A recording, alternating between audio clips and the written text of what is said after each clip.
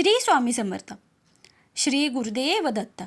आजच्या व्हिडिओमध्ये आपण अमरनाथ दर्शनाविषयी संपूर्ण माहिती घेणार आहोत. त्यामागची कथा आणि महत्त्व व्हिडिओ शेवटपर्यंत नक्की पहा. विश्वव्यापी सनातन हिंदू धर्म, हिंदू देवता, देव, महादेव, शिव, मनुष्याला असे 23 पवित्र तीर्थक्षेत्रांचे दर्शन केल्याचे पुण्य देणारी अमरनाथ यात्रा.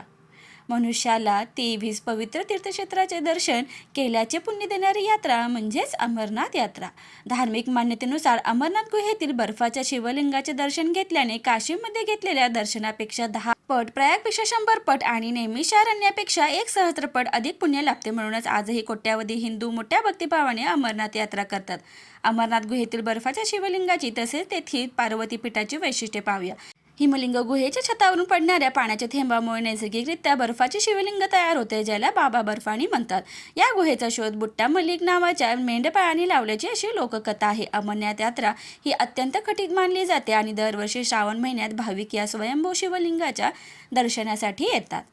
पूर्वीचे अमरेश्वर म्हणजेच आताचे श्री अमरनाथ तीर्थदर्शन. अमरनाथ हे हिंदूचे मुख्य तीर्थक्षेत्र आहे. प्राचीन काळी ते अमरेश्वर म्हणून ओळखले जायचे. श्रीनगरहून सुमारे 145 किलोमीटर अंतरावर हिमालयाच्या पर्वतरांगांमध्ये अमरनाथाची गुहा वसलेली आहे.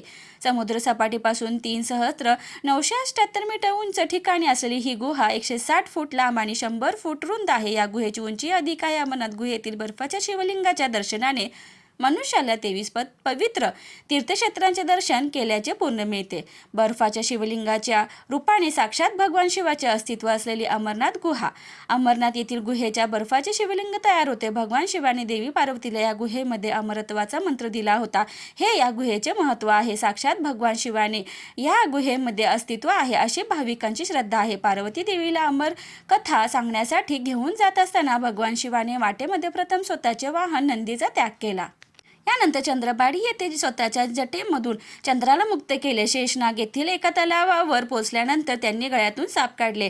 आपल्या प्रिय पुत्र गणपतीला त्यांनी महागुणस पर्वतावर सोडले. नंतर पंचतरणे या ठिकाणी जाऊन भगवान शिवाने 5ही तत्वांचा त्याग केला. एक मान्यतेनुसार राखी पौर्णिमेच्या दिवशी साक्षात भगवान शिवाचे अमरनाथ गुहेमध्ये आगमन होते. 51 शक्तिपीठांपैकी एक पीठ असलेले अमरनाथ गुहेमधील पार्वती पीठ. अमरनाथ गुहेमध्ये निर्माण होणारे शिवलिंग संपूर्ण बर्फाचे बनते, मात्र गुहेबाहेर पुष्कळ अंतरावर साधा बर्फ आहे. या गुहेच्या वर रामकुंड आहे असे सांगितले जाते. अमरनाथ गुहेत पार्वतीपीठ असून आजही अनेक भाविक त्याविषयी अनभिज्ञ आहेत. हे पीठ 51 शक्तिपीठांपैकी एक आहे. येथे देवी सतीच्या कंठाचा भाग पडला होता असे मानले जाते. शास्त्रात नमूद केलेल्या माहितीनुसार भगवान शिवाने पार्वती मातेला अमरत्वाचेच रहस्य सांगितले होते. त्यावेळी माता पार्वतीसह 1 पोपट आणि 2 कबूतर यांनीही ते ऐकले. हा पोपट नंतर शुकदेव नामक ऋषी होऊन अमर झाला आणि कबुतरांची जोडीही अमर झाली. काही भक्तांना आजही त्या गुहेमध्ये अमर झालेल्या कबुतरांची ती जोडी दिसते. माहिती कशी वाटली कॉमेंट करून नक्की सांगा आणि व्हिडिओ आवडल्यास व्हिडिओला लाईक, शेअर आणि सबस्क्राईब करायला विसरू नका. धन्यवाद. हर हर महादेव.